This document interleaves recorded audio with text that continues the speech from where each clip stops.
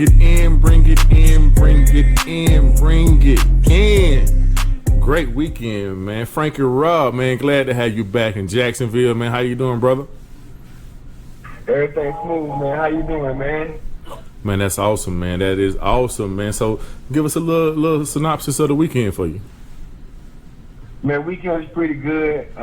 We went to Alabama for like a championship cookout type thing where all the commits and recruits or whatever come in, and they just get together, try to learn each other, build camaraderie with each other and everything.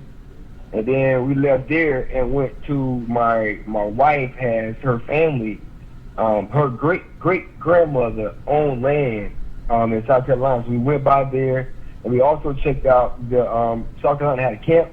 Football camp, so I took Dr. Reds by there to try to stay busy, get some work in. So we did that. Man, that's good, man. That's good, man. You on that road, man. People just do not understand the funds that get depleted doing all this traveling, man, for these schools and stuff, man. It's a lot of money. It's an investment financially and physically when it comes to getting your kid where you want to go at. Yeah, people lose jobs over it. It's up there. It's up there. But let's go ahead and get into the meat and potatoes because it's about that time where we have our special guest. It's that main event, you know what I'm saying? Get the ring up, get everything going. We got Mark Pantoni from Ohio State, the Ohio State, and we're going to be talking about some recruiting. He's going to answer all our recruiting questions. All right, Mark, how you doing? Doing great. How about you? I'm doing great, man. It's a delight to have you on the podcast. It's a delight to have you. I thank you for appreciate you guys having me. Yeah, taking your time out to be with us. Awesome. So just to start off, let's just get a background of how you ended up in Ohio State. So I started in recruiting in 2006 as a volunteer at the University of Florida with Coach Meyer, and was there with him through 2010, and then I stayed on with Coach Muschamp in 2011. When Coach Meyer took the job at Ohio State, called me, asked me to come up with him, and thought it would be a great move to be back with him, and it's been a great ride. Yes, it's definitely, you're doing an awesome job. You got us all the way up. That's a great job. But but a lot of people want to know, like, what does a player personnel, and then now you got the assistant AD. What does that all entail? So the majority of it is film evaluation, but I oversee the whole recruiting operation. So that's film evaluation, on-campus visits, compliance, and just the day-to-day operation of maintaining the recruiting board and all the scholarship limitations. But really just making the coaches' lives easier and whatever we can do to help them bring in the best recruits possible. I got a question for you, sir. Is there a difference in recruiting for Florida and it is recruiting for Ohio State? Yeah, obviously in Florida, you're recruiting the Southeast much stronger. Obviously, you want to have your first priority on the Florida kids, making sure they stay home. Versus Ohio State, Ohio in the Midwest is the main recruiting threshold where we try to get most of our players. But then in Ohio State, we'll still try to go down to Florida. We're not going to recruit as many players, but we're going to try to find the right one who may be a good fit up here. And like most people don't know, you are a Florida boy. I see that you went to Cardinal Mooney. Cardinal Mooney. Oh yeah. 941. All right, we know something about that. We know something about that up here in Jacksonville. One of the main questions that people ask when I put out a question poll is that like, how do you get on the scope of Ohio State? If I'm a young kid, and I'm in the 9th, 10th grade, what do I do to get on the scope of Ohio State for y'all to see them? Yeah, so typically at a place like Ohio State, where we think we're an elite program, we're more likely going to find you. So we're going to use different avenues. We're going to use some recruiting services, at least start with to get names. When coaches go into the high schools in the spring and in the wintertime, they're getting names from the high school coaches who may be a good fit up here.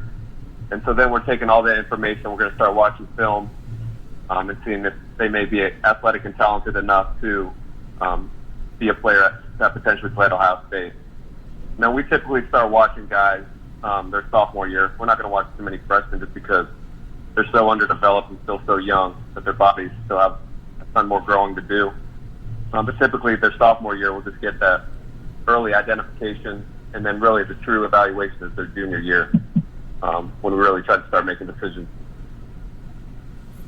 Yeah, that junior year definitely does seem the most important year. Just definitely seems like the most important year. So you said something about huddle tapes. So we try to tell the Daddy's Ball fan listeners about how important it is to manage their huddle tapes. Can you give us some attributes of some things you look at, some things that that might be a distraction, or some things that can help about huddle tapes?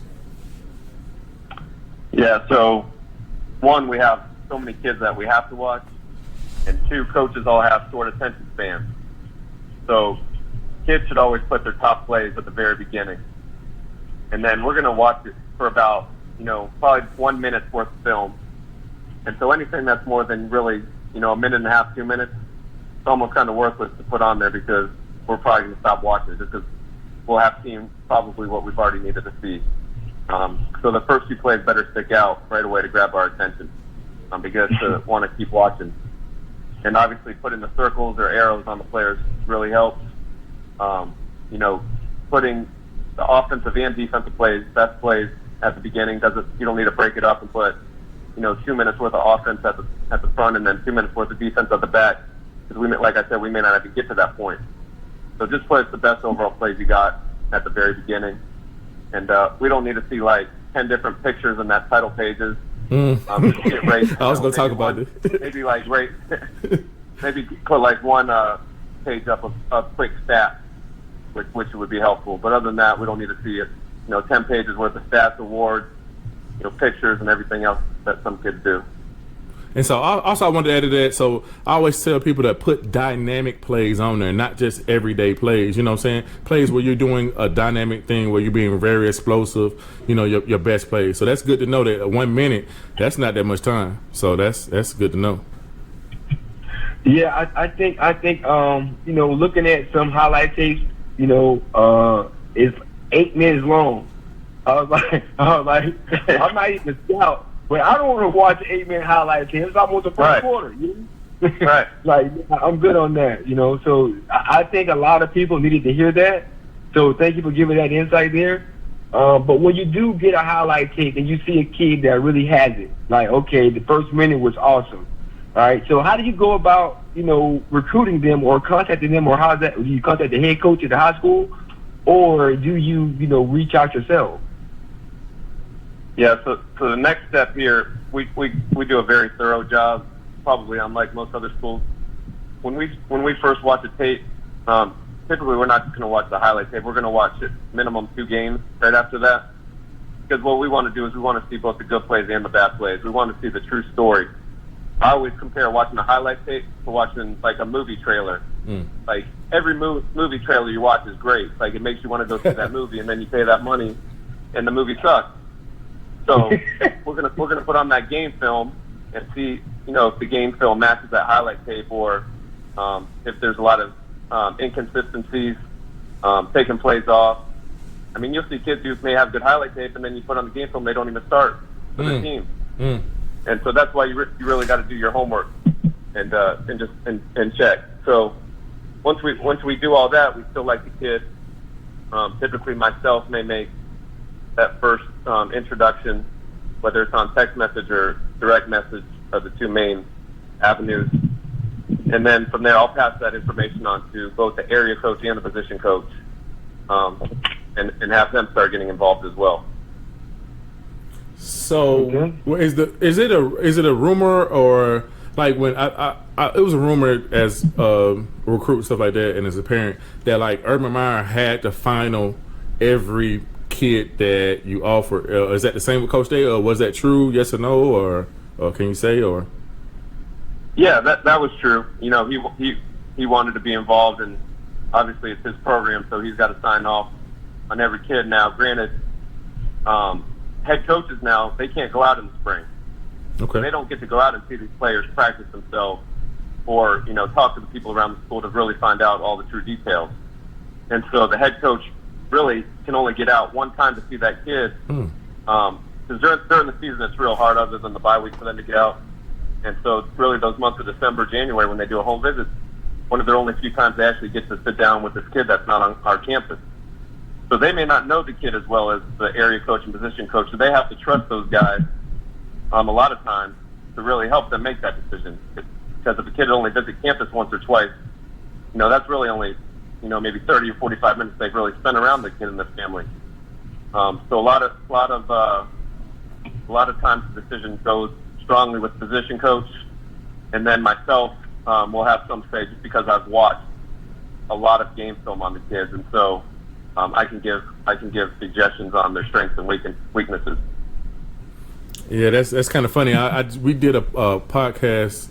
Well, actually, I did, because Frank Rob was out of town. But with Bruce Judson on his progress of a lot of things that he has going on in his life, and I talked to him about the situation with him and Urban Meyer, and I was like, hindsight 2020. I mean, you was a good fit for Ohio State. Would you go back and reevaluate the decision you made? Because Urban Meyer, he has so much going on his mind. For him to mistakenly not remember your name or say another name, it's just a human error.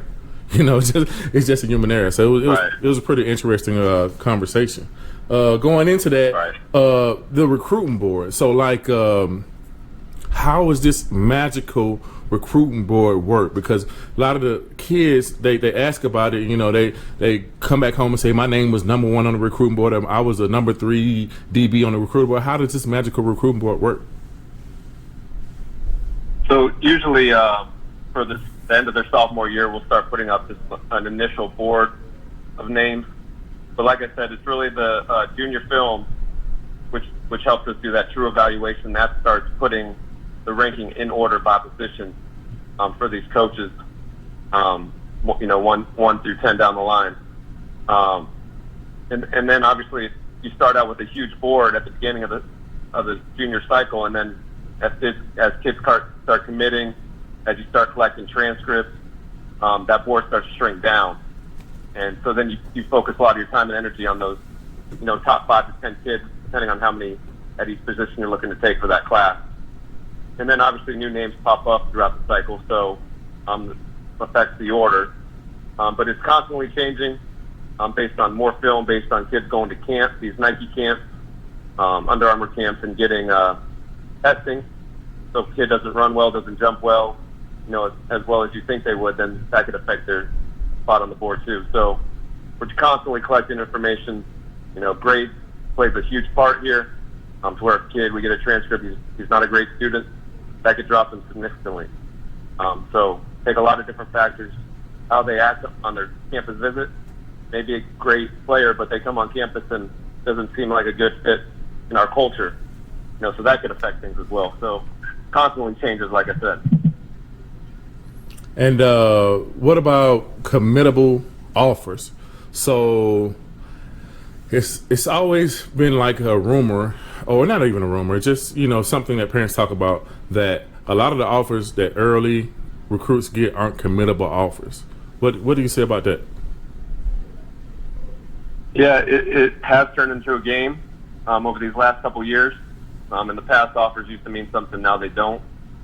And what's happened is you have young kids, say in their sophomore year, and you invite them to camp or you invite them to campus, and the kid or the parents say, well, we're not going to pay all that money unless we have an offer.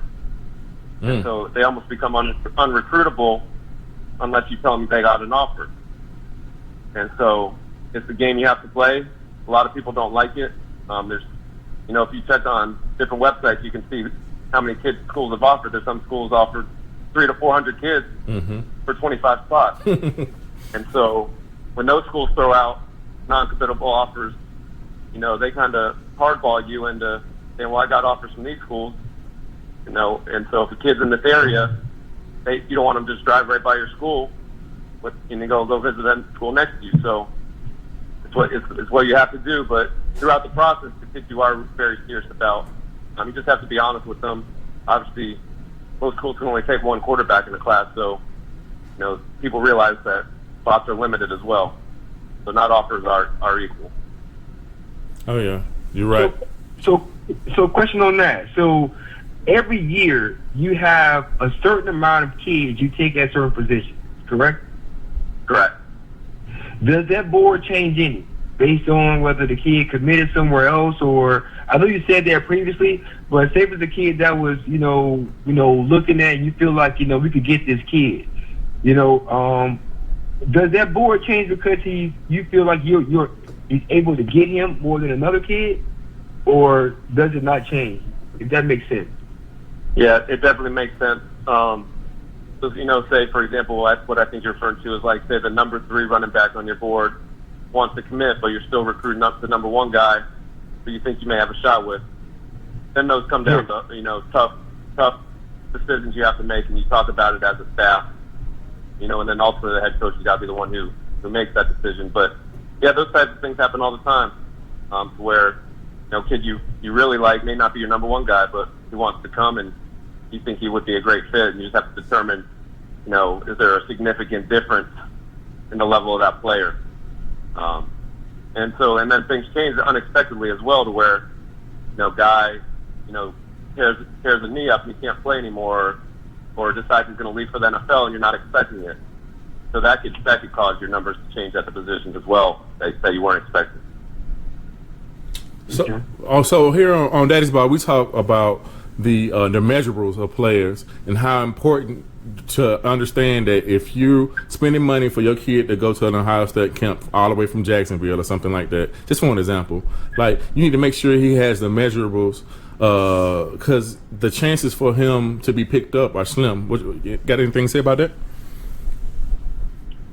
Yeah, so obviously each position group has ideal measurables you want. So, if you're an offensive lineman and you're not at least 6'4", your percentages of going to Ohio State are going way down. Mm-hmm. Unless you have other, there's exceptions for sure. If you're a running back and you're not at least 190 pounds, your percentages are going way down. So we do have, critical factors for each position of what we're looking for. And obviously the more information we have on these guys, if they come to camp and they're a skill guy and they don't run fast, that's going to be hard to take them unless they have other elite qualities. So there's exceptions to everything, but in our minds, we're trying to find kids who certain heights and weights, certain 40 times, certain explosiveness, to have higher odds of success and panning out. So also the families, like, are there any no-goes as far as like some things that you've seen in the past as far as families or as far as the kid on social media, any other no-go? I know you talked about a couple earlier, but could you expound on that a little bit? Things that were hard as recruiting? So we view, when kids visit campus and the families do, we almost look at it as a job interview. So we're watching the kids and the families, how they act, what their demeanor is, what their personalities are. And that, it's not the decision maker, but it could be a decision factor, as we're recruiting, and if these kids want to come, because we want to make sure it's the right cultural fit for the kid and the family, because we don't want to have an overwhelming parent that's going to call and complain, and after a year, their son's going to go in the transfer portal and go back home. So we got to find kids that, especially, the portal's out of control right now. Right. We got to find, it's got to, like I said earlier, it's got to be the right cultural fit, for both the kid and for the family who we think is going to have, a chance to have strong success here. That's definitely right. Another one is I noticed that the media always talks about Ohio kids, and as a Florida kid, it kind of offends me sometimes but I know what they mean, because Ohio kids understand the history of Ohio State and their likelihood to get in the transfer portal, I guess, is not that much, but I just like that national brand that Ohio State brings. I mean, I think it's awesome. I think to compete, you got to have that national brand. What you think? Yeah, I agree 100%. I mean, the Ohio State brand is extremely powerful and almost sells itself. And, look at the success of guys we've had, not only Florida in the past, but recently, with the Bosas, and Johnny Dixon and others have had great success here. But not just here, but from Texas to J.K. Dobbins, Jeff Okuda, even out to California. So Ohio State, we're going to try to go get the best players regardless of where they're from. We have kids from probably over 20 different states on our team currently, and as long as they feel comfortable, going away from home, and they have a strong support system like your family does, Randy. Thank you. And those are the type of kids that definitely flourish up here, because as you know, they're surrounded by great people and other great teammates that are going to push themselves to their best every day. And also, I had a question about from fans. Like, I know you pay attention to social media like I do, and the fans and some of these recruits get into some real tough battles that I don't think should happen. So I guess this might be a crazy question. So has there ever been a time where a fan kind of assisted in a recruit not coming to Ohio State? It's definitely been brought up by kids and parents at times about, if they didn't, include Ohio State, didn't say they were their leader or something, or Ohio State fans feel like we should, have a better shot at that. Fans can sometimes play a negative impact because they're going off on the kid or the parents on social media, and they report it back to us and just say, hey, why would we want to go to a school where the fans going at us like that?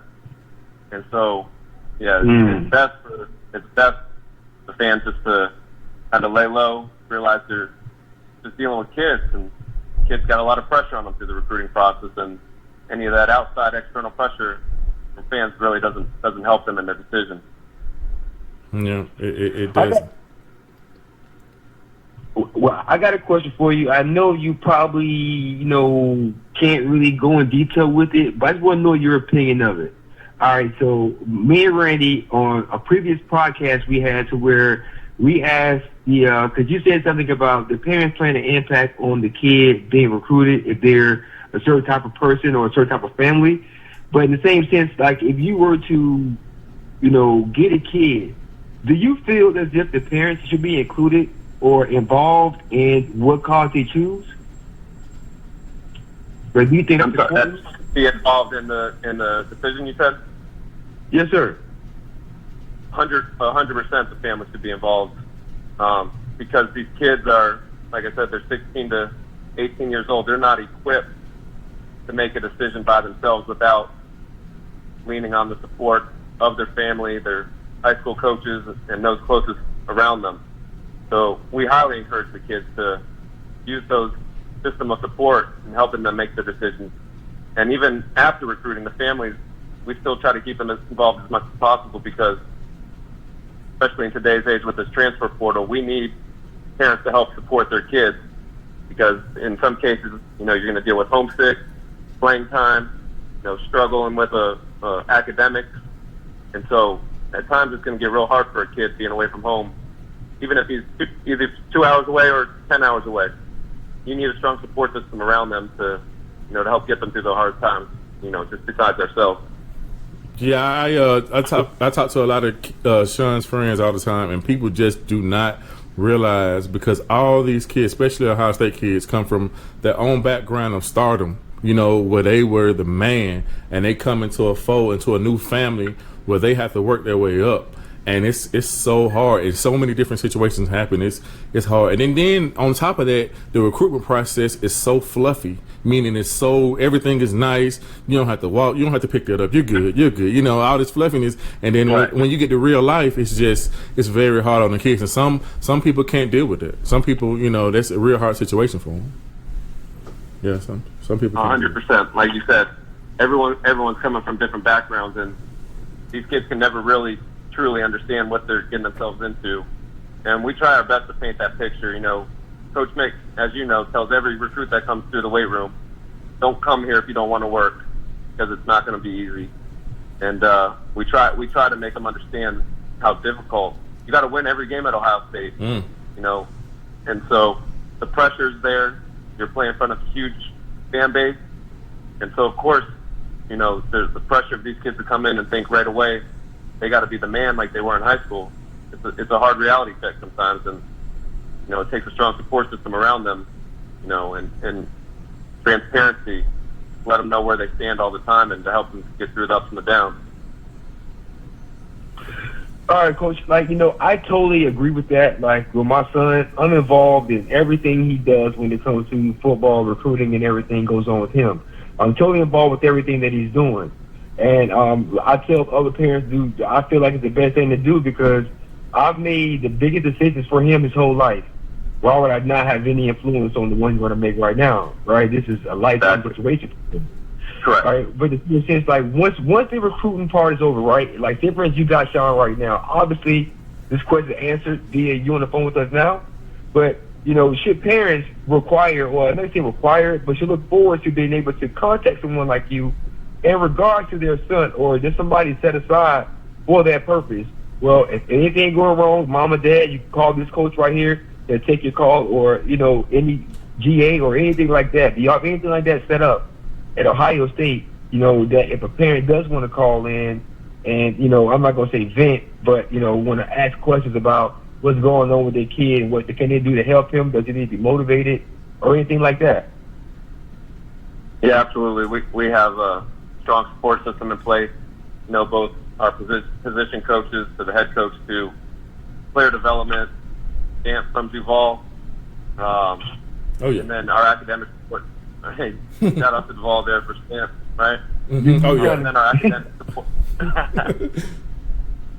and then our academic support staff wants to have great communication to the parents about how their son's doing academically, because number one is graduation, for these kids. But yeah, we always have our phones. The one thing that is a sensitive topic for coaches especially is the topic of playing time. So a lot of times the head coach addresses early on with the parents at least once a year. Like, you call me anytime, my door's always open, but I just don't want to hear complaining about playing time, because we're going to play the best players regardless. Because our job, a big part of it, is to win games, and obviously we're gonna make sure that happens for the benefit of the entire team. And so you want to call and talk about your son's progress, his lifestyle, his academics. We got our phones on all the time. But I just don't want to hear complaining about playing time. So that's usually how it works. Yeah, that's in like the most conversation is definitely playing time. But I do have to get a shout out to Ryan Stanford. I call him all times of night. He's called me all the time. The one thing I want to stress to parents, the one reason why you want to commit in a good time frame, because you need to go back and forth to that school so you can make some relationships with people other than the coaches, other parents, right. People that live right. there. It's so many other people that you can have a relationship and you can get their number to help your kid out, just to give you that comfort at home to understand that person's going to be all right. So if you commit, you play the commit game and you decommit, or whatever, and then you go off to California or something like that, and you don't even know nobody there but the one coach, position coach or something like that, it just makes it harder. But if you commit in a good enough time, it just makes it a little bit more easier on you. It definitely does. Exactly right.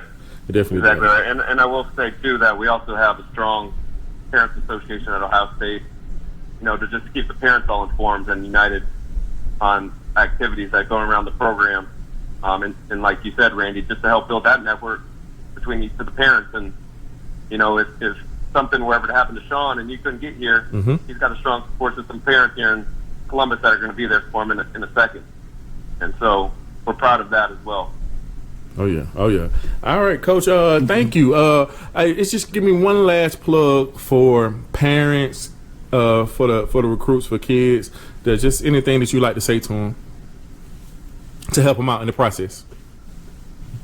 Yeah, the biggest thing in the chair I sit is that social media is such a strong marketing tool. The kids gotta chill out with all the wanting the shout outs for offers and followers and all that stuff they're doing, because it's really becoming a turnoff to the college coaches.